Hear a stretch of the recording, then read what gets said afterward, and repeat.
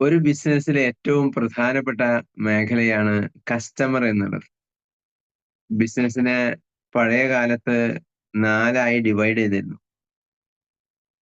അതിലൊന്ന് കസ്റ്റമർ എന്നതായിരുന്നു. പ്രൊഡക്റ്റ് ആവാം, പ്രൊഡക്റ്റ് ഓണർ ആവാം, എംപ്ലോയീസ് ആവാം, കസ്റ്റമേഴ്സ് ആവാം. പക്ഷേ ഇതിലേതാണ് ഏറ്റവും പ്രധാനം എന്ന് ചോദിച്ചാൽ അത് തീർച്ചയായും കസ്റ്റമർ തന്നെയാണ്. അതുകൊണ്ടായിരുന്നു പഴയ കാലത്ത് കസ്റ്റമർ ഈസ് ദ കിങ് എന്ന് പറഞ്ഞിരുന്നത്. ഇന്ന് ബിസിനസ് ഓണേഴ്സിന്റെ കൾച്ചർ എന്ത് എന്നതിനേക്കാൾ പ്രധാനം എന്താണ് കൺസ്യൂമർ സൈക്കോളജി എന്നതാണ്. കസ്റ്റമേഴ്സ് എങ്ങനെയാണ്? കസ്റ്റമേഴ്സിന്റെ ട്രെൻഡ് എന്താണ്? അവരുടെ നിലപാടുകൾ എന്താണ്? അവരുടെ താല്പര്യങ്ങൾ എന്താണ്? അവർ ഏതു രീതിയിലുള്ള പ്രൊഡക്റ്റ് എങ്ങനെ ലഭിക്കണം എന്നാണ് അവർ ആഗ്രഹിക്കുന്നത്. നേരത്തെ പറഞ്ഞിരുന്നത് ഓണർ സെന്റേർഡ് ബിസിനസ് എന്നതായിരുന്നു. പുതിയ കാലത്ത് പറയുന്നത് കസ്റ്റമർ സെന്റേർഡ് ബിസിനസ് എന്നതാണ്. പണ്ട് ഓണറെ കേന്ദ്രീകരിച്ചായിരുന്നു ബിസിനസ്. ബിസിനസിന്റെ ഓണറിനെ ഫോക്കസ് ചെയ്തുകൊണ്ട് നടന്നിരുന്ന പല പ്രോജക്റ്റുകളും പ്രൊഡക്റ്റുകളും ഒക്കെ ഉണ്ടായിരുന്നു. ഇന്നത്തെ എല്ലാത്തിന്റെയും ബേസ് കൺസ്യൂമർ ബേസ്ഡാണ്, അല്ലെങ്കിൽ കസ്റ്റമർ ബേസ്ഡാണ്. കസ്റ്റമർ സെൻട്രിക് ബിസിനസ് എന്നതാണ് ബിസിനസ് മാനേജ്മെന്റിൽ സാധാരണ പ്രയോഗിക്കുന്നത്. ഇന്ന് നമ്മൾ ഡിസ്കഷൻ വിധേയമാക്കുന്നതും കസ്റ്റമർ അറ്റൻഷനാണ്. കസ്റ്റമർ അറ്റൻഷനും കസ്റ്റമർ റിറ്റൻഷനും ബിസിനസ്സിലെ ഏറ്റവും പ്രധാനപ്പെട്ട രണ്ട് തലമാണ്.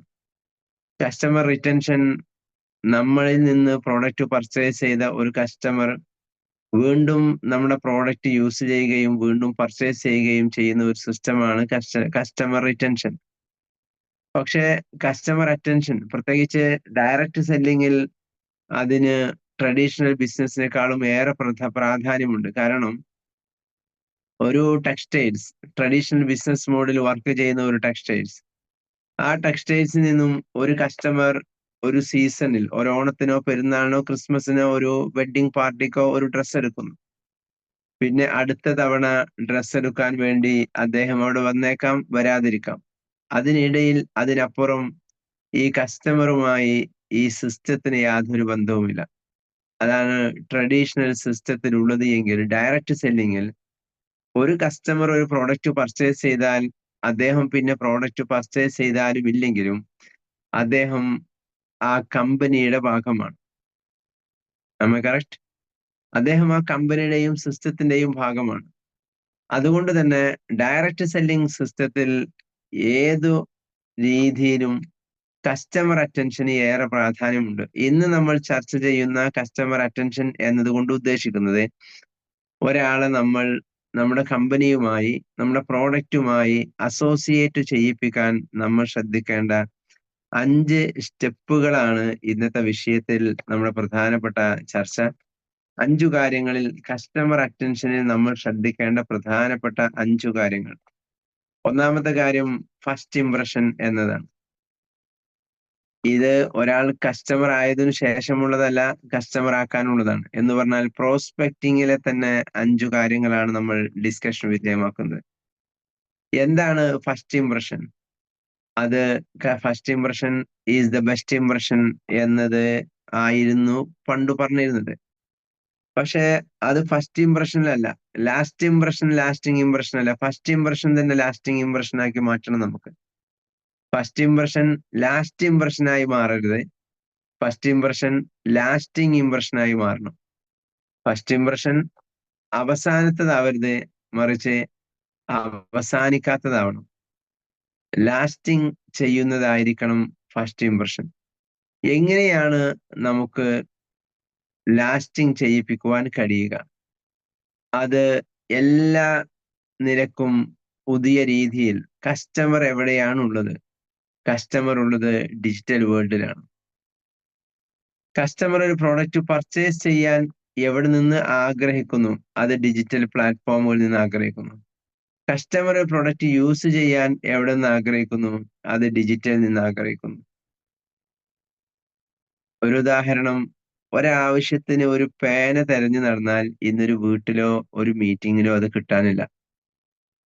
പണ്ട് എല്ലാവരുടെയും പോക്കറ്റിൽ പേന കുത്തി നടക്കുന്ന ഒരു ശീലം ഉണ്ടായിരുന്നു. എന്ത് കാരണം? മെറ്റീരിയൽ ഓറിയന്റഡ് ആയ ലൈഫിൽ നിന്ന് ആളുകൾ വിഡ്രോ ചെയ്യാൻ ആഗ്രഹിക്കുന്നു. എന്നിട്ടോ എന്തെങ്കിലും ആവശ്യമുള്ള കാര്യങ്ങളുണ്ട് എങ്കിൽ അത് ഫോണിൽ നോട്ട് ചെയ്തു വെക്കുന്നു.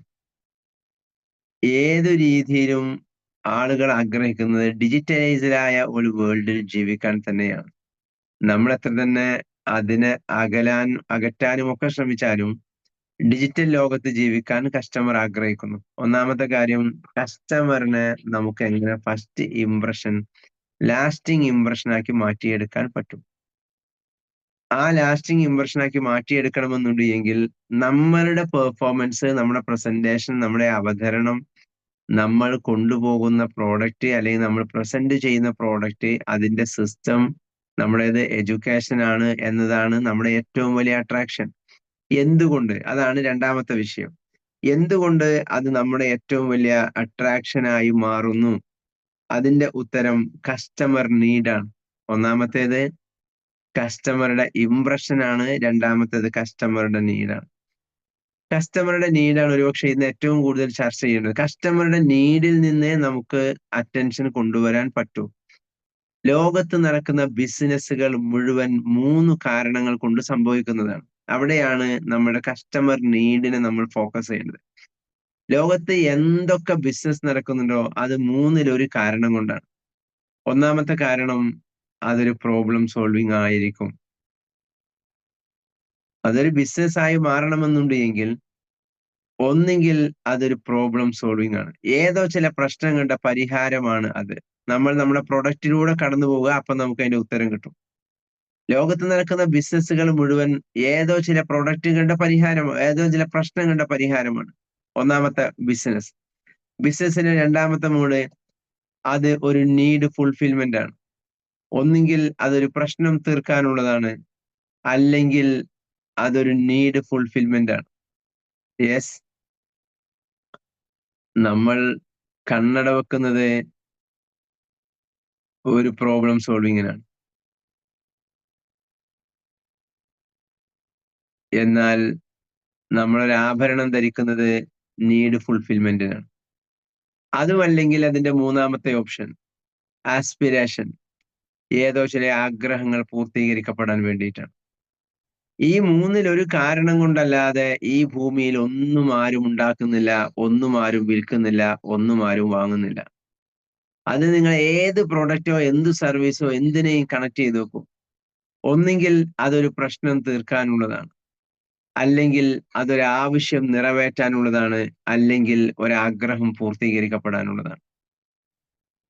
അപ്പോ നമ്മുടെ കേസിൽ നമ്മൾ ഒരു കസ്റ്റമർ നീഡ് നമ്മൾ ക്രിയേറ്റ് ചെയ്യുന്നു.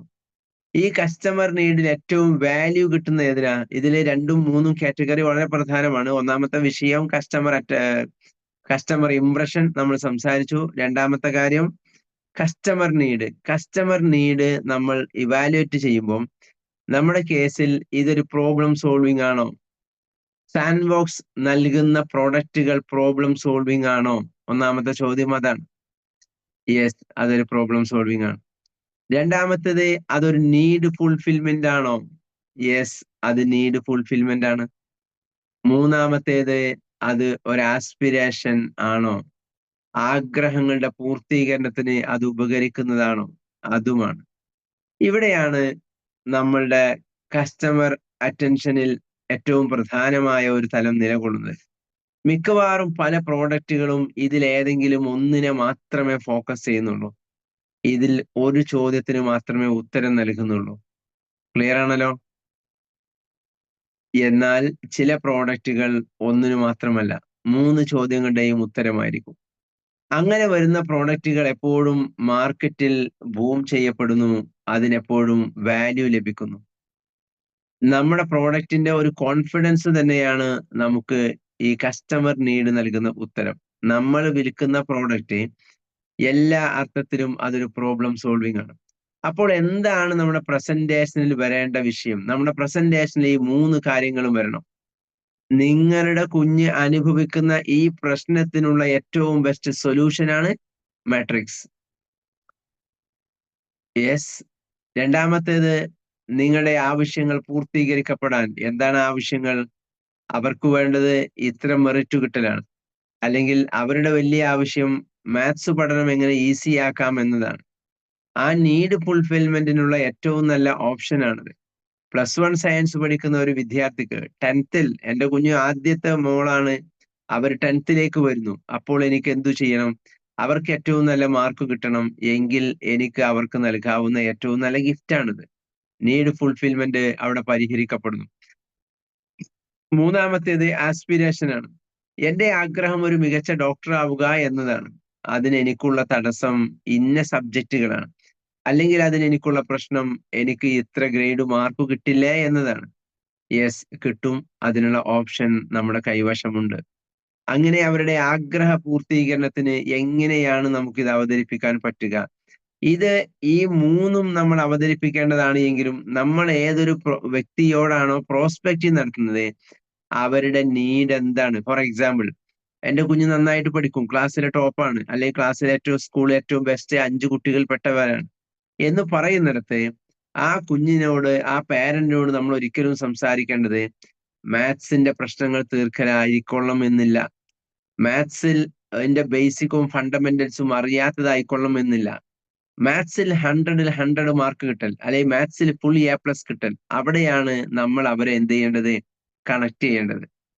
എന്താണ് ആ കസ്റ്റമറിന്റെ നീഡ് എന്നറിഞ്ഞ് നമ്മൾ അവരെ ഇംപ്രസ് ചെയ്യിപ്പിക്കുമ്പോൾ മാത്രമേ കസ്റ്റമറിന്റെ അറ്റൻഷൻ രണ്ടാമത്തെ കാറ്റഗറിയിൽ കൃത്യമായി നിലനിൽക്കുകയുള്ളൂ.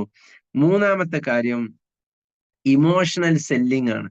എങ്ങനെയാണ് നമ്മളുടെ പ്രോഡക്റ്റിന് നമുക്ക് കസ്റ്റമറുടെ മുമ്പിൽ ഇമോഷണലി സെല്ല് ചെയ്യാൻ പറ്റുന്നത്? സെല്ലിങ്ങിന് ഒരുപാട് സ്ട്രാറ്റജികൾ ഉണ്ട് എങ്കിലും സെല്ലിങ്ങിന്റെ ഏറ്റവും മികച്ച മെത്തേഡ് എന്ന് പറയുന്നത് ഒരു പ്രോഡക്റ്റ് ഇമോഷണലി സെല്ല് ചെയ്യപ്പെടുമ്പോൾ തന്നെയാണ്. അത് ഏതൊരു പ്രോഡക്റ്റ് ആയിരുന്നാലും ഇമോഷണൽ സെല്ലിങ്ങിന്റെ ഒരു സ്പേസിലേക്ക് നമുക്കതിനെ കൊണ്ടുവരാൻ പറ്റുമെങ്കിൽ അത് ഏറ്റവും ബെസ്റ്റ് ഓപ്പർച്യൂണിറ്റിയാണ്. എങ്ങനെയൊക്കെയാണ് ഇമോഷണലി ഒരു പ്രോഡക്റ്റ് സെല്ല് ചെയ്യപ്പെടുന്നത്? ഇമോഷണലി ഒരു പ്രോഡക്റ്റ് സെല്ല് ചെയ്യപ്പെടുന്നത് 5 കാരണങ്ങൾ കൊണ്ടാണ്. ഇതിലേതെങ്കിലും 5 ഇമോഷൻസിന്, 5 ഇമോഷണൽ നീഡുകൾക്ക് പരിഹാരം കൊടുക്കാൻ കഴിയുകയാണ് എങ്കിൽ അതിനു മാത്രമാണ് സെയിൽസിൽ ഓപ്പർച്യൂണിറ്റി ഉള്ളത്. ഒന്നാമത്തേത് പ്രസ്റ്റീജിയസ് ആണ്. പ്രസ്റ്റീജിയസ് ഒരു ഇമോഷൻ ആണോ ഒരു ഫീലിംഗ് ആണോ എന്ന് ചോദിച്ചാൽ ഒക്കെ മിക്സഡ് ആണ്. എന്താണ് പ്രസ്റ്റീജിയസ്? ഞാനത് ഉപയോഗിക്കുന്നു എന്നുള്ളത് ഒരു അഭിമാനമാണ്. പണ്ട് പല രക്ഷിതാക്കളോടത്തും പല പ്രോജക്റ്റുകളും ട്യൂഷനുമായി ബന്ധപ്പെട്ട് സംസാരിക്കുമ്പോൾ, ഓ എന്റെ കുഞ്ഞ് കഴിഞ്ഞ വർഷം ബൈജൂസ് ആണ് ഉപയോഗിച്ചിരുന്നത്, എന്നിട്ട് എന്തായിരുന്നു റിസൾട്ട് എന്ന് ചോദിച്ചാൽ അതൊരു ചർച്ചാ വിഷയമല്ല, മറിച്ച് അത് ഉപയോഗിച്ചിരുന്നു എന്ന് പറയുന്നത് ഒരു പ്രസ്റ്റീജിയസ് ആണ്. ഞാൻ ഐഫോൺ ആണ് ഉപയോഗിക്കുന്നത്, ഞാൻ ഇന്ന പ്രോഡക്റ്റ് ആണ് ഉപയോഗിക്കുന്നത്. പലപ്പോഴും ഒരു പ്രോഡക്റ്റ് യൂസ് ചെയ്യുന്നത് അതൊരു പ്രസ്റ്റീജിയസ് ആണ്. അത് ഉപയോഗിക്കുക എന്നതിനേക്കാൾ, അതിന്റെ ഉപയോഗം പൂർത്തീകരിക്കുക എന്നതിനേക്കാളും ഞാൻ ഇന്നതാണ് ഉപയോഗിക്കുന്നത്, ഞാൻ ഇന്ന ബ്രാൻഡ് വാച്ചാണ് ഉപയോഗിക്കുന്നത്, ഞാൻ ഇന്ന ബ്രാൻഡ് ഷൂ ആണ് ഉപയോഗിക്കുന്നത്, ഞാൻ ഇന്ന ബ്രാൻഡ് ഡ്രസ്സാണ് ഉപയോഗിക്കുന്നത്. ആ പ്രസ്റ്റീജിയസ് ഫീലിംഗ് ആണ് ഒന്നാമത്തേത് ഒരു പ്രോഡക്റ്റ് പർച്ചേസ് ചെയ്യുന്നിടത്ത് ഒരു കസ്റ്റമറിന് ലഭിക്കുന്നത്. നമ്മളുടെ പ്രോഡക്റ്റ് അത്തരം ഒരു പ്രസ്റ്റീജിയസ് ഫീലിംഗ് കൊടുക്കാൻ നമുക്ക് സാധിക്കുന്നുണ്ടോ, സാധ്യമാണോ? ഒന്നാമത്തെ ചോദ്യം. രണ്ടാമത്തെ ചോദ്യം, എങ്ങനെയാണ് അവരെ നമുക്ക് എംപതറ്റിക്കൽ സെല്ലിങ്ങിനുള്ള സാധ്യതയുള്ളത്? അത് നമ്മൾ ചെയ്യേണ്ടതാണോ എന്ന് ചോദിച്ചാലല്ല, ഞാൻ പറയുന്നത് 5 കാരണങ്ങൾ കൊണ്ടാണ് ഈ സെല്ലിംഗ് നടക്കുന്നത് എന്നതാണ്. എന്താണ് ഒരു എംപതറ്റിക്കൽ സെല്ലിംഗ്? നമ്മൾ ഒരു കസ്റ്റമറിന് നമ്മുടെ വീട്ടിൽ വരും ചില ആളുകൾ ബാഗിൽ ഒരുപാട് സാധനമൊക്കെ തൂക്കിയിട്ട്, അയ്യോ ഇന്നത്തെ ടാർജറ്റ് ഒത്തിട്ടില്ല, നിങ്ങൾ ഒന്നൊരു പ്രോഡക്റ്റ് എടുത്തൊന്ന് സഹായിക്കാമോ, ചെറിയ പ്രൈസേ ഉള്ളൂ. യെസ്, അവരുടെ പ്രശ്നം, നമ്മുടെ പ്രശ്നം തീർക്കാനല്ല അവരുടെ പ്രോഡക്റ്റ് നമ്മൾ വാങ്ങുന്നത്, അവരുടെ പ്രശ്നം തീർക്കാനാണ്. Is it correct? നമ്മുടെ ആവശ്യം നിറവേറ്റാനല്ല, അവരുടെ പ്രശ്നം പരിഹരിക്കാൻ വേണ്ടി നമ്മൾ അവരുടെ പ്രോഡക്റ്റ് എടുക്കുന്നു. അതാണ് രണ്ടാമത്തെ ഒരു ഭാഗം. നമ്മുടേത് എങ്ങനെയാണ് നമുക്ക് കണക്ട് ചെയ്യാൻ പറ്റുന്നത്. മൂന്നാമത്തേത്, ഒരു പ്രോഡക്റ്റ് പർച്ചേസ് ചെയ്യപ്പെടുന്നത് എൻജോയ്മെന്റിന് വേണ്ടിയായിരിക്കാം, എന്റർടൈൻമെന്റിന് വേണ്ടിയായിരിക്കാം. നമ്മുടേത് എന്റർടൈൻമെന്റ് പ്രോഡക്റ്റ് അല്ലല്ലോ. പക്ഷെ അതിനകത്ത് ഒരു എന്റർടൈൻമെന്റ് നടക്കുന്നുണ്ട്. ആ എന്റർടൈൻമെന്റ് എന്നുള്ളത് ഇൻഫോർടൈൻമെന്റ് ആണ്. എഡ്യൂക്കേഷന്റെ ഏറ്റവും അഡ്വാൻസ്ഡ് ആയ മെത്തേഡ് എന്നത് ഇൻഫോർടൈൻമെന്റ് ആണ്. എന്താണ് ഇൻഫോർടൈൻമെന്റ്? Information through entertainment. അറിവുകൾ അനുഭവങ്ങളായി ആസ്വാദനങ്ങളായി പകർന്നു നൽകുന്ന ഒരു സിസ്റ്റമാണ് ഇൻഫോർടൈൻമെന്റ്. എങ്ങനെയാണ് അത് സാധ്യമാവുക? കുട്ടികളുടെ ആഗ്രഹം ടെക് ഓറിയന്റഡ് ആണ്. പുസ്തകം വായിക്കാൻ അവർ ആഗ്രഹിക്കുന്നില്ല. യെസ്, ബുക്ക് തുറക്കാൻ അവർ ആഗ്രഹിക്കുന്നില്ല. അപ്പോൾ അവർ ആഗ്രഹിക്കുന്നത് എന്താണ്? ടെക്നോളജിയാണ്. ടെക് റിലേറ്റഡ് ആണ്, ഡിജിറ്റൽ ആണ്, സ്ക്രീൻ ഓറിയന്റഡ്. സ്ക്രീൻ ജനറേഷൻ എന്നതാണ് പുതിയ കാലത്തെ തലമുറ അറിയപ്പെടുന്നത്. Screen generation. അപ്പൊ ആ സ്ക്രീൻ ജനറേഷനിലേക്ക് നമുക്ക് ചെല്ലാൻ പറ്റുന്ന ഏറ്റവും ബെസ്റ്റ് ഓപ്ഷൻ സ്ക്രീൻ ത്രൂ തന്നെയാണ്. അതുകൊണ്ട് അവരുടെ മുൻപിലേക്ക് എൻജോയ്മെന്റിന്റെ, എന്താണ് എൻജോയ്മെന്റ്? ഒരു കരയുന്ന കുഞ്ഞിന് മൊബൈൽ കൊടുത്താൽ അത് കരച്ചിൽ അവസാനിപ്പിക്കുന്നു. എന്താണ് കാരണം? അതിന്റെ ഹാപ്പിനെസ് ക്രിയേറ്റ് ആകുന്ന ഏതോ ചില സ്പേസുകൾ അതിനകത്ത് നിന്ന് അതിന് ലഭ്യമാകുന്നു. യെസ്. അപ്പം സ്റ്റെപ്പിൽ നിന്ന് താഴെ വീണ് കരയുന്ന കുഞ്ഞിന് മൊബൈൽ കൊടുക്കുമ്പോൾ എങ്ങനെ ബോഡിയിലെ പെയിൻ ഇല്ലാതെയാകുന്നു? അതിനേക്കാൾ വലിയ ഹാപ്പിനെസ് ഹോർമോൺ ഇവിടെ ക്രിയേറ്റ് ചെയ്യപ്പെടുന്നു. അവിടെയാണ് എൻജോയ്മെന്റിൽ നമ്മുടെ സിസ്റ്റം നമുക്ക് അഫോർഡബിൾ ആകുന്നത്. പാഠപുസ്തകത്തിൽ നിന്ന് ഒരു കാര്യം വായിച്ചു പഠിക്കുന്നതിനേക്കാൾ എന്റർടൈൻമെന്റ് ആയ അവർ ആഗ്രഹിക്കുന്ന ഒരു സ്ക്രീൻ വേൾഡിൽ നിന്ന് അറിവ് അനുഭവിക്കുവാനുള്ള അവസരം അവർക്ക് ലഭിക്കുമ്പോൾ നമ്മുടെ സർവീസ് ഒരർത്ഥത്തിൽ നമുക്ക് എൻജോയബിൾ ആയ ഒരു പ്രോഡക്റ്റ് ആയിട്ട് നൽകുവാൻ നമുക്ക് സാധ്യമാകുന്നു. അത് നമ്മുടെ SLCയുടെയും +2ലെയും ഒക്കെ വീഡിയോസ് നോക്കുമ്പോൾ അനിമേറ്റഡ് ആയ മനോഹരമായ, അനിമേറ്റഡ് എന്നുള്ളത് എല്ലാവരുടെയും കൺസേൺ അല്ല എങ്കിലും വലിയൊരു വിഭാഗം കുട്ടികൾ അവർ ആഗ്രഹിക്കുന്നത് വിഷ്വൽസ് ആണ്, കളേഴ്സ് ആണ്. അതുകൊണ്ട് തന്നെ ആ കളറിന്റെ പിറകെയും വിഷ്വൽസും ആഗ്രഹിക്കുന്നവർക്കുള്ള വലിയ അവസരമാണ് എന്റർടൈൻമെന്റ് ആയി അറിവ് നൽകുക എന്നത്. ആ അറിവിന്റെ ഏറ്റവും പുതിയ മുഖം ഇൻഫോർടൈൻമെന്റ് ആണ്. ആ ഇൻഫോർടൈൻമെന്റിന്റെ ഓപ്ഷൻസ് ആണ് നമുക്ക് നമ്മുടെ പ്ലാറ്റ്ഫോമിനകത്ത് നൽകാൻ കഴിയുന്നത്. നാലാമത്തേത് ഫിയർ ആണ്. അതിലേക്ക് വരാൻ വേണ്ടിയിട്ടാണ് ഈ 3 താരങ്ങളും സംസാരിച്ചത്. നാലാമത്തേത് ഒരു പ്രോഡക്റ്റ് ഇമോഷണലി സെല്ലിംഗ് ചെയ്യാവുന്ന ഓപ്ഷൻ ഫിയർ ആണ്. എന്താണ് ഫിയർ? ഇപ്പോൾ നിങ്ങൾക്ക് ഇതൊരു പ്രശ്നമായിക്കൊള്ളും എന്നില്ല. പക്ഷേ ഒരസുഖം വന്ന് 2.5 ലക്ഷം രൂപ ഓപ്പറേഷൻ നൽകപ്പെടേണ്ടി വരുമ്പോൾ അത് നിങ്ങൾക്ക് താങ്ങാൻ കഴിഞ്ഞുകൊള്ളും എന്നില്ല. അതുകൊണ്ട് ഏറ്റവും നല്ലത് മാസം ഇത്ര രൂപ അടവുള്ള ഈ ഹെൽത്ത് ഇൻഷുറൻസിൽ നിങ്ങൾ ജോയിൻ ചെയ്താൽ അതുകൊണ്ട് നിങ്ങൾക്ക് ഉണ്ടാകുന്ന ബെനിഫിറ്റ് ഇന്നതൊക്കെയാണ്. യെസ് ആണല്ലോ സജി മാം? അവിടെ ഏറ്റവും കൂടുതൽ മാർക്കറ്റ് ചെയ്യപ്പെടുന്നത് ഫിയർ ബേസ്ഡ് മാർക്കറ്റിംഗ് ആണ്. ഇപ്പോൾ നിലവിൽ അവർക്ക് ആവശ്യമുണ്ടോ ഇല്ലയോ എന്നതിനേക്കാൾ ഇങ്ങനെ ഒരു ആവശ്യമുള്ള സമയത്ത് നിങ്ങൾ പ്രയാസപ്പെടാതിരിക്കുവാൻ ഏറ്റവും നല്ല ചാൻസ്. എന്തുകൊണ്ടാണ് ലോകത്ത് ആളുകൾ ക്യൂ നിന്ന് കൊറോണയിൽ നിന്ന് രക്ഷപ്പെടാനാണ് വാക്സിൻ വന്നത്. വാക്സിന് വേണ്ടി ക്യൂ നിന്നിട്ടാണ് കുറെ ആൾക്കാർക്ക് കൊറോണ വന്നത്. എന്നിട്ടും എന്തേ സംഭവിക്കാനുള്ള കാരണം? ആ വാക്സിനെ അവതരിപ്പിച്ചത് ഫിയർ ഓറിയന്റഡ് ആയിട്ടായിരുന്നു. ഈ വാക്സിൻ മാത്രമാണ് നിങ്ങൾക്ക് രക്ഷപ്പെടാനുള്ള ഓപ്ഷൻ. കറക്റ്റ്? ഈ വാക്സിൻ മാത്രമാണ് നിങ്ങൾക്ക് രക്ഷപ്പെടാനുള്ള ഓപ്ഷൻ. അതാണ് ഫിയർ ബേസ്ഡ് മാർക്കറ്റിംഗ്. പല പ്രോഡക്റ്റുകളും ഏറ്റവും നല്ലത് മാർക്കറ്റ് ചെയ്യപ്പെടാൻ ഏറ്റവും ബെസ്റ്റ് ഓപ്ഷൻ ഫിയർ മാർക്കറ്റിംഗ് തന്നെയാണ്. സൗത്ത് ഇന്ത്യയിലെ ഒരു കമ്പനി വളരെ കുറഞ്ഞ സമയം കൊണ്ട് അവർ കിച്ചണിലെ സ്റ്റാറായി മാറി. കാരണം അവരുടെ ഫോക്കസ് ഫിയർ മാർക്കറ്റിംഗ് ആയിരുന്നു. എന്തായിരുന്നു ഫിയർ മാർക്കറ്റിംഗ്? നിങ്ങൾ ഉപയോഗിക്കുന്ന നോൺ സ്റ്റിക്ക് പാത്രങ്ങൾ ഇന്ന കാറ്റഗറിയിലുള്ളതാണ് എങ്കിൽ നിങ്ങൾക്ക് ക്യാൻസർ വരാൻ നിങ്ങൾ വേറെ എവിടെയും പോവേണ്ടതില്ല. ഹലോ, ഞങ്ങൾ ഉപയോഗിക്കുന്ന മെറ്റീരിയൽ ഇതാണ്. അതുകൊണ്ട് അത് എത്ര തന്നെ ചൂടായാലും അതെന്തു തന്നെ സംഭവിച്ചാലും അത് നിങ്ങൾക്ക് സേഫ്റ്റി നൽകുന്നതാണ്. ഫിയർ ഓറിയന്റഡ്, ഫിയർ കണ്ടന്റുകളിലൂടെ കസ്റ്റമേഴ്സിന് ഒരു ടീമിലേക്ക് അട്രാക്ട് ചെയ്യാൻ കഴിയുന്നിടത്താണ് ബിസിനസ്. അവിടെ ഒരിക്കലും കസ്റ്റമർ മറ്റുള്ളതിനൊക്കെ എൻജോയ്മെന്റ് ആണ് എങ്കിൽ അവിടെ അതിന്റെ വാല്യൂ നോക്കും. എന്താണ്? നമ്മളൊരു എന്റർടൈൻമെന്റ് പാർക്കിൽ പോകുന്നു, 5 ചെറിയ റിങ് ഇങ്ങനെ ഇട്ടിട്ട് ബൂസ്റ്റിന്റെ കുപ്പിയിലോ സോപ്പിലോ ഏതിലാണോ നിൽക്കുന്നത് നിങ്ങൾക്ക് അത് കിട്ടും. യെസ്, രസമാണ്, എന്റർടൈൻമെന്റ് ആണ്. പക്ഷെ 5 റിങ്ങിന് 200 രൂപ. ഓ, 200 രൂപയോ? എന്നാ വേണ്ട. അവിടെ വെച്ചേര്. യെസ്. കാരണം എന്റർടൈൻമെന്റിന് പ്രൈസ് ഒരു മാനദണ്ഡമാണ്. അത്രക്കുള്ള എന്റർടൈൻമെന്റ് അതിനകത്ത് കിട്ടുന്നുണ്ടോ എന്ന ചോദ്യം അവിടെയുണ്ട്. എന്നാൽ ഇവിടെയുള്ള വിഷയം ഫിയർ ഓറിയന്റഡ് ആയ ഒരു കാര്യത്തിന്, ഓ വാക്സിൻ, അല്ലെങ്കിൽ ഒരു പ്രശ്നമുണ്ടായി, ഒരാണി കുത്തി, ടി ടി എടുക്കണം, എത്രയാ? 200 രൂപ. ഓ 200 രൂപക്കോ? 100 രൂപക്ക് കിട്ടുമോ എന്ന് ആരും ചോദിക്കാറില്ല. കാരണം എന്താ? അത് ഫിയർ ഓറിയന്റഡ് ആണ്. ഫിയർ ഓറിയന്റഡ് ആയ പ്രോഡക്റ്റുകളുടെ പ്രൈസുകൾ ഒരിക്കലും കസ്റ്റമറിന്റെ കൺസേൺ അല്ല. ക്ലിയർ ആണല്ലോ? അത് അവർക്ക് നെടുവീർപ്പ് വിടാനൊക്കെ അവസരമുണ്ട് എങ്കിലും ആ പ്രൈസിനനുസരിച്ച് പർച്ചേസ് ചെയ്യുക എന്നത് അവിടുത്തെ വിഷയമല്ല.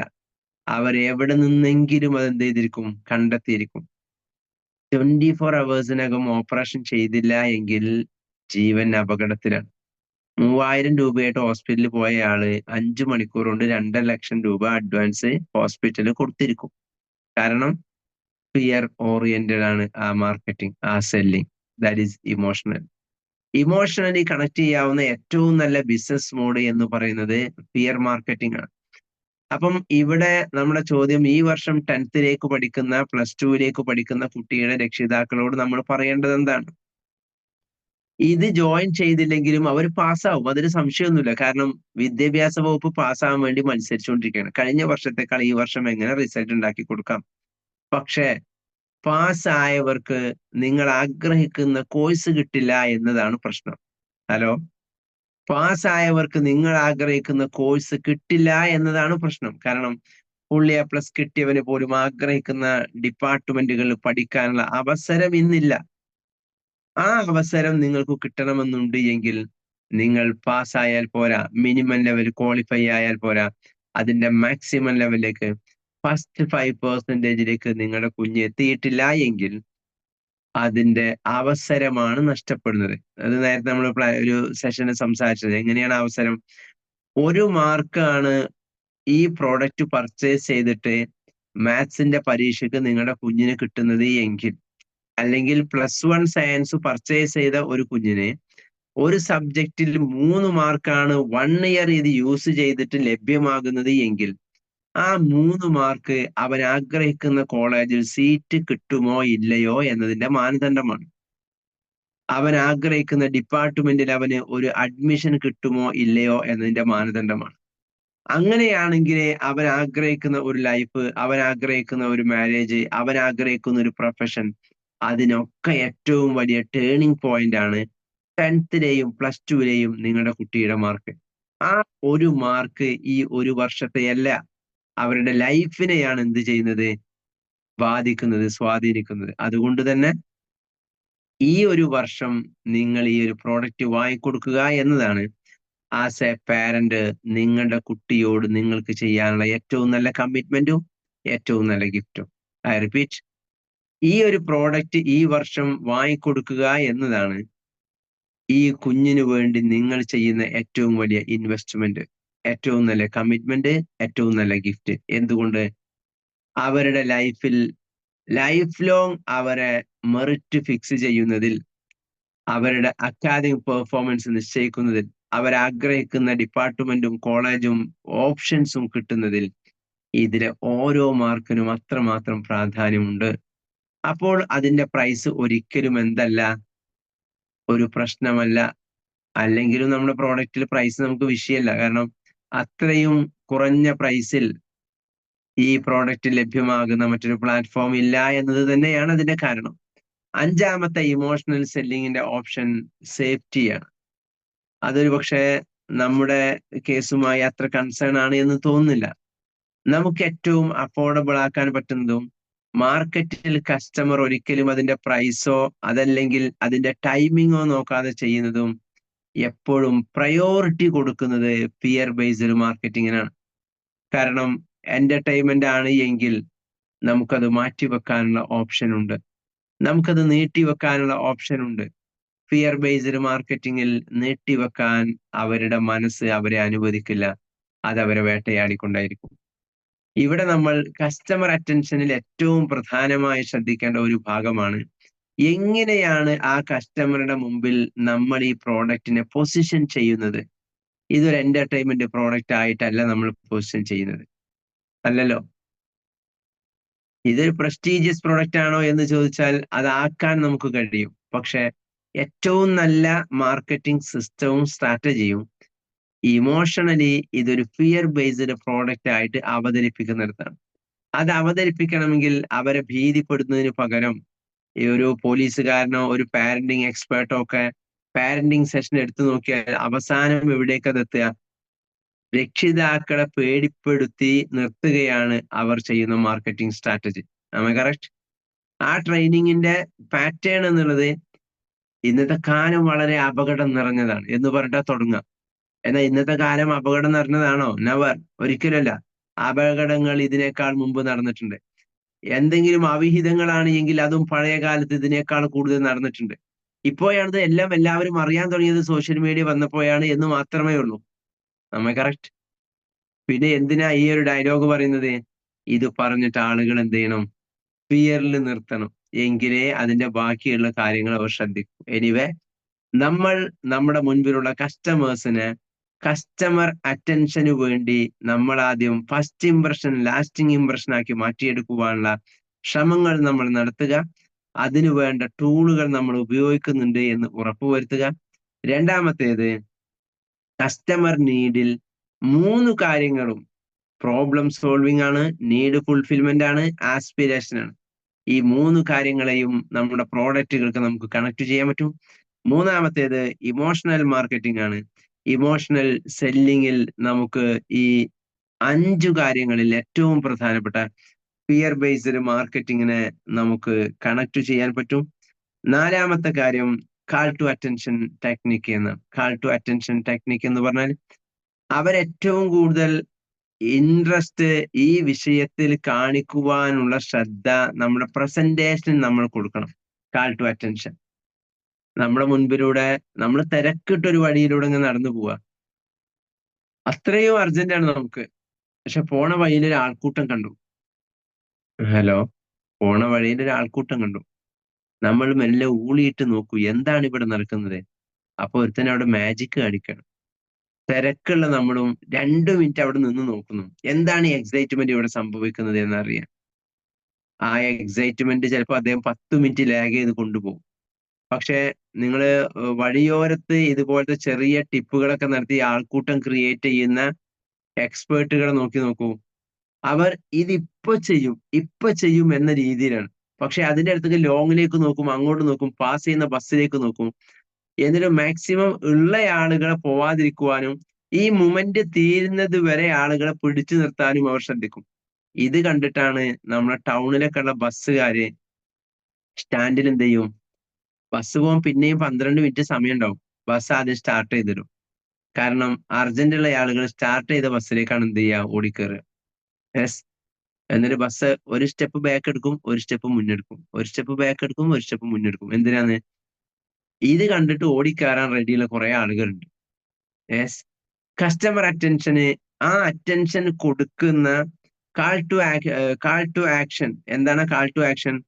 സ്പോട്ടിൽ അവരെ ക്ലോസ് ചെയ്യാനുള്ള അവസരമാണ് കാൾ ടു ആക്ഷൻ. ആ, ശരിയാണ്, നിങ്ങൾ പറഞ്ഞതൊക്കെ ശരി, ഓക്കെ, ഞാൻ ആലോചിക്കാം എന്ന് കമന്റ് അല്ല അവർ വരേണ്ടത്. യെസ്, ഞാനിപ്പോൾ എന്താണ് അതിനു വേണ്ടി ചെയ്യേണ്ടത് എന്ന ചോദ്യം നമ്മുടെ കസ്റ്റമർ നമ്മളോട് ഇങ്ങോട്ട് ചോദിക്കണം. കാൾ ടു ആക്ഷനിലേക്ക്, കാൾ ടു അറ്റൻഷനെ നമ്മൾ കൊണ്ടുവരണം. അറ്റൻഷനിൽ നിന്ന് അതിനെ ആക്ഷൻ ആക്കി മാറ്റിയെടുക്കണമെങ്കിൽ ഇപ്പോൾ എന്ത്, അവിടെയാണ് നമ്മൾ സോഷ്യൽ മീഡിയയിലെ ആമസോണിലൊക്കെ ഉള്ള ചില പാറ്റേൺ കാണാം. എന്താണ് ആ പാറ്റേൺ? നമ്മളൊരു കാര്യത്തിന്റെ ഡീറ്റെയിൽസ് എടുത്തു ക്ലിക്ക് ചെയ്ത് പേയ്മെന്റ് മോഡിലേക്കാണ് എത്തിയാൽ അവിടെ റിവേഴ്സ് ടൈമിംഗ് കാണിക്കും. യെസ്, റിവേഴ്സ് ടൈമിംഗ് കാണിക്കും. 50% ഓഫാണ്. 20 മിനിറ്റ് ആണ് സമയമുള്ളത്. അപ്പൊ അവിടെ എന്ത്, കാൾ ടു ആക്ഷന്റെ ഒരു ഇംപ്രഷൻ അവിടെ വന്നു. നിങ്ങൾ ഈ 20 മിനിറ്റ് കൊണ്ട് ചെയ്തില്ല എങ്കിൽ അവിടെ ഒരു ഫോമോ ക്രിയേഷൻ നടക്കുന്നുണ്ട്, ഫിയർ ഓഫ് മിസ്സിംഗ് ഔട്ട്. ആ ഫോമോ ക്രിയേഷൻ വെച്ചിട്ടാണ് കുറെ ആളുകൾ ഇത് എന്ത് ചെയ്യുക? പർച്ചേസ് ചെയ്യുക. അവിടെ ആ വ്യക്തി ആ സ്പോട്ടിലിടുന്നത് ഇമോഷണൽ ലെവലിലാണുള്ളത്, ഒരിക്കലും ലോജിക്കൽ ലെവലിലല്ല. എന്താ ലോജിക്കൽ ലെവൽ? ഇന്ന് രാത്രി 12 മണി വരെ എന്നല്ല സമയം കാണിക്കുന്നത്, 20 മിനിറ്റ് ആണ് നിങ്ങളുടെ സമയം. അയാൾ അത് സൈൻ ഔട്ട് ചെയ്തു. 1 മണിക്കൂർ കഴിഞ്ഞിട്ട് വീണ്ടും അയാൾ ഇത് ഓൺ ചെയ്താലോ വീണ്ടും 20 മിനിറ്റ് കിട്ടും. പക്ഷെ അത് ആ ഇമോഷണൽ ലെവലിൽ നിൽക്കുന്ന ഒരു വ്യക്തിക്ക് ആ സമയത്ത് അത് ചിന്തിക്കാൻ കഴിയില്ല. ലോജിക്കൽ ലെവലിലേക്ക് വന്നാലേ ചിന്തിക്കാൻ കഴിയും. ഒരു കസ്റ്റമറുടെ മുമ്പിൽ നമ്മളൊരു പ്രസന്റേഷൻ കൊടുത്ത് അയാളുടെ ലോജിക്കൽ ലെവലിൽ നിന്ന് എന്താ ലോജിക്കൽ ലെവൽ? ഇതിനിപ്പോ എന്തിനാണ് ഞാനൊരു ആപ്പ് പർച്ചേസ് ചെയ്യുന്നത്? ഗവൺമെന്റിന്റെ ആ വെബ്സൈറ്റ് ഒക്കെ ഇഷ്ടം പോലെ ക്ലാസ് എടുക്കല്ലേ. കേരളത്തിലെ ഏറ്റവും നല്ല ടീച്ചേഴ്സിന്റെ ക്ലാസ് അവിടെ എടുക്കുന്നുണ്ടല്ലോ എന്നൊക്കെ ചിന്തിക്കാൻ സാധ്യതയുള്ള ഒരാളുടെ മുൻപിൽ ഇമോഷണലി ഇതാണ് നിങ്ങൾക്കുള്ള ഓപ്ഷൻ എന്ന് ബോധ്യപ്പെടുത്തിയാൽ ആ ഇമോഷണൽ തോട്ട് പ്രോസസ്സിൽ നിന്ന് അവർ തിരിച്ചിറങ്ങുന്നതിന് മുൻപ് നമ്മൾ കാൾ ടു ആക്ഷനിലേക്ക് അവരെ കൊണ്ടുപോകണം. ഇത് നിങ്ങൾക്ക് ശരിക്കും ഫീൽ ചെയ്യും. എപ്പോന്നറിയോ? നമ്മളൊരാൾക്ക് പ്രസന്റേഷൻ കൊടുത്തു, വലിയ ഇംപ്രഷനാ, നമ്മൾ വലിയ പ്രതീക്ഷയിലാ. 3 ദിവസം കഴിഞ്ഞ് വിളിച്ചു നോക്കുമ്പോൾ അന്നത്തെ സംസാരത്തിന്റെ ഒരു ഇംപ്രഷനും അയാൾ ബാക്കിയില്ല. അതെല്ലാം അവസാനിച്ചു. നമ്മൾ അത്രയും പ്രതീക്ഷിച്ച് ക്ലോസിംഗ് 100% കൺഫേം ആക്കിയ ഒരു ക്ലയന്റ് പിന്നെ വിളിച്ചു നോക്കുമ്പോൾ ഒരു പ്രതീക്ഷയും ഇല്ലാത്ത രീതിയിൽ അയാൾ സംസാരിക്കുന്നു. കാരണം എന്താ? നമ്മളൊരു ഇമോഷണൽ പിച്ചിലേക്ക് അയാളെ എത്തിച്ചിരുന്നു. അതെല്ലാം കഴിഞ്ഞ് അയാൾ എവിടേക്ക് മാറിയിട്ടുണ്ട്? വീണ്ടും ഒരു 100% ലോജിക്കൽ മൈൻഡിലേക്ക് മാറി. വീണ്ടും നമ്മൾ അവരെ ഫോളോ ചെയ്യുന്ന, അവരെ ഫോക്കസ് ചെയ്യുന്ന രീതിയിലേക്ക്. അങ്ങനെ ഫോക്കസ് ചെയ്യണമെങ്കിൽ നമ്മൾ അവരുടെ മുൻപിൽ അവതരിപ്പിച്ചത് ഇതിൽ നിന്നുള്ള ഏണിങ്സ് ഓപ്ഷൻ ആണ് എങ്കിൽ നമ്മളുടെ സ്റ്റാറ്റസിൽ നിന്ന് അവരത് കണ്ടിരിക്കണം. ഹലോ, നമ്മുടെ പോസ്റ്റിങ്ങിൽ നിന്ന് അവരത് കണ്ടിരിക്കണം. അപ്പോഴാണ് നമ്മൾ പറയാതെ അതിന്റെ ക്ലോസിംഗ് ഇമോഷൻസ് അവിടെ നിലനിൽക്കുന്നത്. മൂപ്പര് പറഞ്ഞത് ശരി തന്നെയാണ്. എന്തുണ്ട്? കമ്പനിയിൽ അച്ചീവ്മെന്റ് നടക്കുന്നുണ്ട്, ബിസിനസ് നടക്കുന്നുണ്ട്, ഓപ്ഷൻസ് ഉണ്ട്, ഇത് ഡിജിറ്റലി പ്രൊമോട്ട് ചെയ്യാൻ പറ്റുന്ന അവസരങ്ങളാണ് എന്ന് നമ്മുടെ സ്റ്റാറ്റസിൽ നിന്ന്, നമ്മുടെ മെസ്സേജിങ്ങിൽ നിന്ന് അവർക്ക് ബോധ്യപ്പെടാനുള്ള അവസരം ഉണ്ടാവണം. അത് നമ്മൾ ചെയ്തില്ല എങ്കിൽ നമുക്കൊരിക്കലും നമ്മൾ പ്രോസ്പെക്റ്റ് നൽകിയ ആളുകൾ അവരെ നമുക്ക് നമ്മുടെ കൂടെ നിർത്താൻ പറ്റിക്കൊള്ളണം എന്ന് യാതൊരു നിർബന്ധവുമില്ല. Then the fifth one is storytelling ആണ്. ഇതൊക്കെ നമുക്ക് പ്രസന്റേഷൻ ഉപയോഗിക്കാവുന്ന ഓപ്ഷൻസുകളാണ്. എന്താണ് സ്റ്റോറി ടെല്ലിംഗ്? അത് 3 രീതിയിൽ സ്റ്റോറി ടെല്ലിംഗ് ഉണ്ട്. അത് ഇന്നിപ്പോ ചർച്ച ചെയ്താൽ കഴിയുമെന്ന് എനിക്കറിയില്ല. സ്റ്റോറി ടെല്ലിംഗ് ഇതിന്റെ സക്സസ് സ്റ്റോറികൾ അവതരിപ്പിക്കലാണ്. ഇപ്പൊ ഒരു ബ്ലോഗറിനെ വെച്ച് നമ്മൾ പ്രൊമോഷൻ സ്റ്റോറി ടെല്ലിംഗ് ചെയ്യുമ്പോഴും നിങ്ങൾ ചാവക്കാട് വഴി പാസ് ചെയ്യണമെങ്കിൽ നിർബന്ധമായും ഇത് ടേസ്റ്റ് ചെയ്തിരിക്കണം.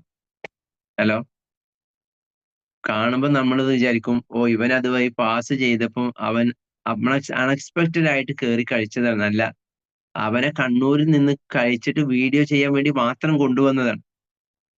യെസ്, ഞാൻ ഇതുവഴി പാസ് ചെയ്തപ്പോഴാണ് എവിടെ കയറിയത്, ഇങ്ങനെ ഹോട്ടൽ കണ്ട് കയറിയത്. എന്നിട്ട് പിന്നെ അതിന്റെ ഭക്ഷണം ഇതൊക്കെ കഴിച്ചിട്ട് ഫീഡ്ബാക്ക്, നിങ്ങൾ ഇതുവഴി പാസ് ചെയ്യുന്ന നിർബന്ധമായിട്ടും ടേസ്റ്റ് ചെയ്തിരിക്കേണ്ട ഐറ്റംസ് ആണ് ഇവിടുത്തെ എന്ന് പറഞ്ഞിട്ട് അവിടുത്തെ ഏതെങ്കിലും സ്പെഷ്യൽ കാണിക്കും. ആ സ്പെഷ്യൽ കാണിക്കുന്നത് എന്താ? ഇത് ടാർഗറ്റ് ഓറിയന്റഡ് ആണ്. ആ ടാർഗറ്റ് കറക്റ്റ് അവർക്ക് കൊടുത്തത് അതൊരു സ്റ്റോറി ക്രിയേഷനിലൂടെയാണ് അവരുടെ മുമ്പിലേക്ക് അവതരിപ്പിച്ചത്. സ്റ്റോറി ക്രിയേഷന്റെ 2024 ട്രെൻഡ് എന്ന് പറയുന്നത് UGC ആയിരുന്നു. UGC എന്ന് പറഞ്ഞാൽ യൂണിവേഴ്സിറ്റി ഗ്രാൻഡ് കമ്മീഷൻ അല്ല, മറിച്ച് യൂസർ ജനറേറ്റിംഗ് കണ്ടന്റ്സ്, അതാണ് UGC.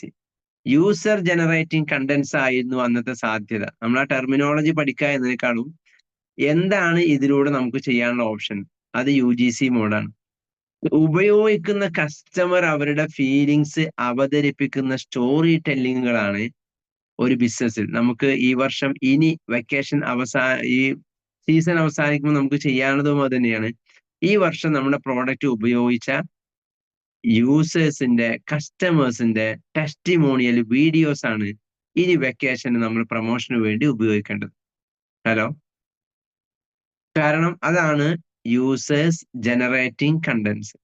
എന്നാൽ അതിന് എംപ്ലോയി ജനറേറ്റിംഗ് കണ്ടന്റ്സ് ഉണ്ട്. അതല്ലെങ്കിൽ അതിന്റെയും അപ്പുറത്ത് അതും കഴിഞ്ഞ് ഉപയോഗിക്കാവുന്ന യൂസേഴ്സും എംപ്ലോയീസും EGCയും കഴിഞ്ഞ് കസ്റ്റമറിന്റെ CGC ഉണ്ട്, കസ്റ്റമർ ജനറേറ്റിംഗ് കണ്ടന്റ്സ്. അവരൊരിക്കലും ഇത് പ്രൊമോഷൻസ് അല്ല, ഞാൻ അങ്ങനെ ഉപയോഗിച്ചു അതെനിക്ക് ഭയങ്കര റിസൾട്ട് ഉണ്ടാക്കിയെടുത്തു എന്ന് പറയുന്ന, നമ്മൾ സാധാരണ ഗൂഗിൾ റിവ്യൂ ഒക്കെ വരുന്നത് പോലെ ആ ഗൂഗിൾ റിവ്യൂവിനാണ് ഏറ്റവും വലിയ വാല്യൂ. ഒരു പ്രോഡക്റ്റ് നമ്മൾ ഓൺലൈനിൽ നിന്ന് പർച്ചേസ് ചെയ്യുമ്പോൾ നമ്മൾ ആദ്യം നോക്കുക എന്താ? പ്രൈസ് നോക്കുന്നതിനേക്കാൾ മുൻപ് നോക്കുന്നത് ഇതിന്റെ റിവ്യൂ ആണ്.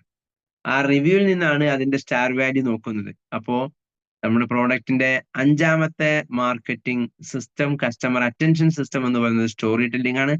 നമ്മളത് ക്രിയേറ്റ് ചെയ്യുന്നു. ഈ വെക്കേഷൻ ആകുന്നതോടുകൂടി ഈ വർഷം ഉപയോഗിച്ച നല്ല കസ്റ്റമേഴ്സിന്റെ നല്ല ടെസ്റ്റിമോണിയൽ നമ്മുടെ പ്ലാറ്റ്ഫോമുകളിലൂടെ നിങ്ങളുടെ കൈകളിലേക്ക് എത്തും. പരമാവധി അവസരങ്ങൾ മാർച്ച് എൻഡ് പല കാരണങ്ങൾ കൊണ്ട് കഴിഞ്ഞ ക്ലാസ്സുകളിലൊക്കെ സംസാരിച്ചതാണ്. പല കാരണങ്ങൾ കൊണ്ട് ഇത് നമ്മുടെ സീസൺ ആണ്. ടെക്സ്റ്റൈൽസുകാർക്ക് ഒരു സീസൺ ഉണ്ടാവും, ട്രാവൽസുകാർക്ക് ഒരു സീസൺ ഉണ്ടാവും, സ്ട്രീറ്റ് ഫുഡുകാർക്ക് ഒരു സീസൺ ഉണ്ടാവും. ഇത് നമ്മുടെ ഒരു സീസൺ ആണ്. ഇത് നമ്മുടെ ഒരു ഹോട്ട് സീസൺ ആണ്. എന്താണ് ആ ഹോട്ട് സീസണിന്റെ കാരണം? 10th പ്ലസ് 2 പഠിക്കുന്ന കുട്ടികളുടെ ക്ലാസ് ഏപ്രിൽ 1 ആരംഭിക്കുകയാണ്. അല്ലാത്ത ക്ലാസ്സുകൾ മാത്രമാണ് ജൂൺ 1 ആരംഭിക്കുന്നത്. I repeat, 10th plus 2 April 1 ആരംഭിക്കുന്നു. Not officially but unofficially. ഏത് ട്യൂഷൻ സെന്ററിലും ഏത് സ്കൂളിലും ഒക്കെ ഇപ്പൊ നമ്മുടെയൊക്കെ സറൗണ്ടിങ്സിലെ സ്കൂൾ എന്താ ചെയ്യുന്നത്? ടൈം ടേബിൾ വെച്ചിട്ടല്ല, ഓരോ ദിവസം ഓരോ അധ്യാപകന്റെ ക്ലാസ് നടക്കും. ഏപ്രിൽ 1 കെമിസ്ട്രി ആണെങ്കിൽ ഏപ്രിൽ 2 ബയോളജി. എന്തിനാ ഇത് ചെയ്യുന്നത്? നിർബന്ധപൂർവ്വം അധ്യാപകർക്ക് ഷെഡ്യൂൾ കൊടുക്കുകയാണ് സ്കൂൾ അഡ്മിനിസ്ട്രേഷൻ സിസ്റ്റം. എന്തിനാ? നമ്മുടെ സ്കൂളിന് റിസൾട്ട് ഉണ്ടാക്കണമെങ്കിൽ 10th കുട്ടികൾക്ക് ജൂൺ 1 ക്ലാസ് തുടങ്ങിയാൽ പോരാ. അവർ ഇപ്പോൾ തന്നെ അക്കാദമിക്കലി റിലേറ്റഡ് ആയി മാറണം. 10th അവർക്ക് 10 മാസം പോരാ, 12 മാസം വേണം. പ്ലസ് 2 10 മാസം പോരാ, 12 മാസം വേണം. ആ രീതിയിൽ 10th പ്ലസ് 2 കുട്ടികളെ ഹോട്ട് മാർക്കറ്റിംഗ് ചെയ്യാവുന്ന ഏറ്റവും ഐഡിയൽ ടൈമിലാണ് നമ്മൾ ഉള്ളത്. നമ്മൾ അവരെ ജൂൺ 1 ചെല്ലുമ്പോ അവര് പറയും, ഓ നിങ്ങൾ കുറച്ചു ദിവസം മുൻപ് വരണ്ടേ, 10 ദിവസമായിട്ടുള്ളൂ നമ്മൾ ഇന്ന സാധനം ഇത്ര വില കൊടുത്ത് വാങ്ങിയിട്ട് എന്ന് നമ്മൾ കേൾക്കാതിരിക്കണമെങ്കിൽ നമ്മൾ ഇപ്പോൾ ഫീൽഡിൽ ലൈവ് ആവുക.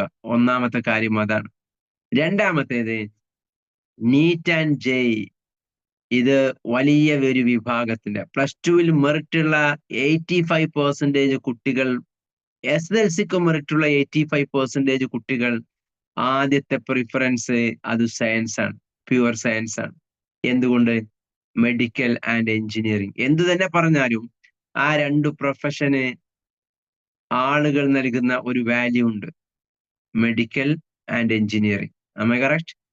ആ വാല്യൂക്ക് അവരെ കൊണ്ടുപോകാവുന്ന ഏറ്റവും ബെസ്റ്റ് ഓപ്ഷൻ എന്താണ്? ആ ബെസ്റ്റ് ഓപ്ഷൻ എത്ര ആളുകൾ എഞ്ചിനീയറിംഗും മെഡിസിനും അഡ്മിഷൻ എടുക്കുന്നു എന്നതല്ല വിഷയം. മറിച്ച് സയൻസ് പഠിക്കുന്ന ഒട്ടുമിക്ക കുട്ടികളും BSc കെമിസ്ട്രിക്ക് വേണ്ടി പോകാൻ തീരുമാനിച്ചവനും നീറ്റിനൊന്ന് ട്രൈ ചെയ്യും. ഹലോ, BSc കെമിസ്ട്രിക്ക് പോകാൻ നിശ്ചയിച്ചു, എന്നാലും വെറുതെ ഒന്ന് എഴുതി നോക്കാം, 1 മാസത്തെ ക്രാഷ് ഉപയോഗിച്ച് ഒന്ന് എഴുതി നോക്കാം, കിട്ടുകയാണെങ്കിലോ, അല്ലെങ്കിൽ റാങ്ക് എത്രയുണ്ട് എന്നറിയാലോ, ഒരു അറ്റംപ്റ്റ് ആവാലോ എന്നൊക്കെ കരുതി എഴുതുന്ന ആളുകളുണ്ട്. അവരുടെ മുൻപിലേക്ക് നമ്മൾ കടന്നു ചെല്ലാവുന്ന ഏറ്റവും ബെസ്റ്റ് ടൈമാണിത്. കാരണം 5000 രൂപയുടെ 50% ഓഫ്, നമ്മളത് ഏറ്റവും പ്രൈം ഓഫറിലേക്ക്, ഒരു മെഗാ ഓഫറിലേക്ക്, ഒരു ഓഫർ ധമാക്കയിലേക്ക് നമ്മൾ ചെന്നു. 1999 രൂപക്ക് 1 മന്ത് ക്രാഷ് കോഴ്സ് നമ്മൾ നീറ്റിനും 1 മന്ത്, ജെയ്ക്കും 1 മന്ത്, രണ്ടും 1999 രൂപക്ക് നമ്മൾ കസ്റ്റമറിന് കൊടുക്കുന്നു. അതുകൊണ്ട് ഏറ്റവും നല്ല ഒരു ഓപ്ഷനാണ് നമ്മുടെ മുമ്പിൽ. മാക്സിമം മാർക്കറ്റ് ചെയ്യാവുന്ന ഈ ഹോട്ട് സീസണ് നമ്മൾ പരമാവധി പ്രയോജനപ്പെടുത്തുക. ആ പ്രയോജനപ്പെടുത്തൽ അത് നേരത്തെ പറഞ്ഞതുപോലെ ആക്ടിവേഷൻ പ്രോഡക്റ്റ് അല്ല, മറിച്ച് അതൊരു റീപർച്ചേസ് പ്രോഡക്റ്റ് ആയിട്ട് ലെവലിംഗ് എത്തി നമുക്ക് കണക്ട് ചെയ്യാവുന്ന 1999 രൂപക്ക് ഏറ്റവും ഈസിയായി ഒരു രക്ഷിതാവിനെ സംബന്ധിച്ച്, ഒരു പ്ലസ് 2 എൻട്രൻസിന് അപ്പിയർ ചെയ്യുന്ന വിദ്യാർത്ഥിയെ സംബന്ധിച്ച് ഒരിക്കലും ഒരു പ്രൈസ് അല്ല, അതൊരു രജിസ്ട്രേഷൻ പേയ്മെന്റ് മാത്രമായി വരാവുന്ന ഏറ്റവും ബെസ്റ്റ് ഓപ്പർച്യൂണിറ്റിയിലാണ് നമ്മൾ നൽകുന്നത്. ആളുകളിലേക്ക് നമുക്ക് കടന്നു ചെല്ലാൻ കഴിയുന്ന ഏറ്റവും മികച്ച ഒരു അവസരമാണിത്. ഡയറക്റ്റ് സെല്ലിങ്ങിനെ ഇഷ്ടപ്പെടാത്ത വലിയൊരു വിഭാഗം നമ്മുടെ പ്രോഡക്റ്റ് എഡ്യൂക്കേഷൻ ആയതുകൊണ്ട് മാത്രം അവർ ഈ പ്ലാറ്റ്ഫോമിനെയും ഈ സിസ്റ്റത്തെയും ആ കുഞ്ഞ് പർച്ചേസ് ചെയ്യുന്നതിലൂടെ അവരുടെ പാരന്റ്സിനെയും നമ്മിലേക്ക് കണക്ട് ചെയ്യാനുള്ള ഒരു ബെസ്റ്റ് ഓപ്പർച്യൂണിറ്റിയാണ്. ഇതൊരു ആക്ടിവേഷൻ പ്രോഡക്റ്റ് അല്ല എങ്കിലും 1 മന്ത് ഒരു കുഞ്ഞ് ഇത് പർച്ചേസ് ചെയ്ത് ഉപയോഗിച്ചാൽ 1 മന്ത് കഴിയുമ്പോൾ അവർക്ക് ഒരുപക്ഷെ അതിന്റെ റിപ്പീറ്റേഷൻ 1 ഇയറിന്റെ പർച്ചേസിങ് ഓപ്ഷൻ അവിടെ കിടക്കുന്നുണ്ട്.